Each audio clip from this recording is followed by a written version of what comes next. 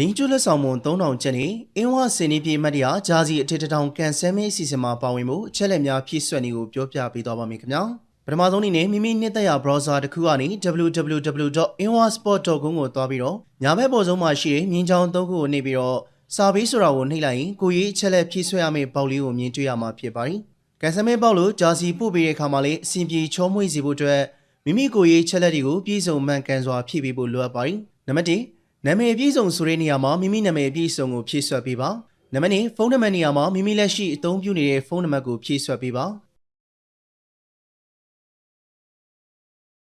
နံပါတ်3နောက်ထပ်ဖုန်းနံပါတ်နေရာမှာဖုန်းနံပါတ်2ခုသုံးပါကအပေါ်ကဖြည့်ဆွက်ခဲ့တဲ့နံပါတ်နဲ့မတူတာကိုဖြည့်ဆွက်ပေးပါမရှိပါအပေါ်ကဖုန်းနံပါတ်ကိုပဲပြန်လည်ပြီးတော့ဖြည့်ဆွက်ပေးပါနံပါတ်4ပြည်နယ်တိုင်းနေရာမှာမိမိနေထိုင်ရာပြည်နယ်တိုင်းကိုပဲရွေးချယ်ပေးပါနံပါတ်5မြို့နယ်နေရာမှာမိမိနေထိုင်ရာမြို့နယ်ကိုပဲရွေးချယ်ပေးပါ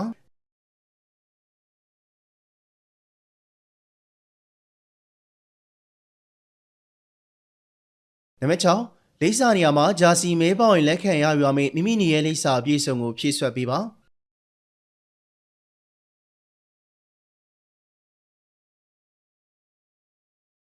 နံပါတ်9အင်းဝငွေသွင်းကုန်နေရာမှာမိမိရဲ့အင်းဝအက်ထဲကငွေသွင်းကုန်ကိုထည့်သွင်းပေးပါ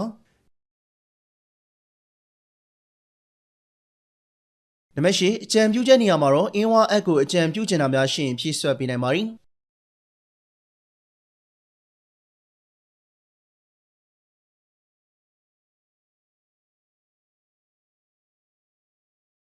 နံပါတ်9အချက်လက်တွေမှန်ကန်ပြီဆိုတာကတင်သွင်းမိကိုနှိပ်ပေးပါခင်ဗျာဒါဆိုရင်တော့သတင်းကျွတ်လက်ဆောင်မွန်3000ကျပ်နဲ့အင်းဝအဲ့ရဲ့စင်နီးပြည်ဂျာစီ1000မဲဖောက်ပဲအစီအစဉ်မှာပါဝင်ပြီးဖြစ်ပါပြီအင်းဝရဲ့ကန်ဆယ်မဲအစီအစဉ်မှာပါဝင်ပြီးကြတဲ့အတွက်အားလုံးကိုကျေးဇူးထူးပဲတင်ရှိပါရခင်ဗျာ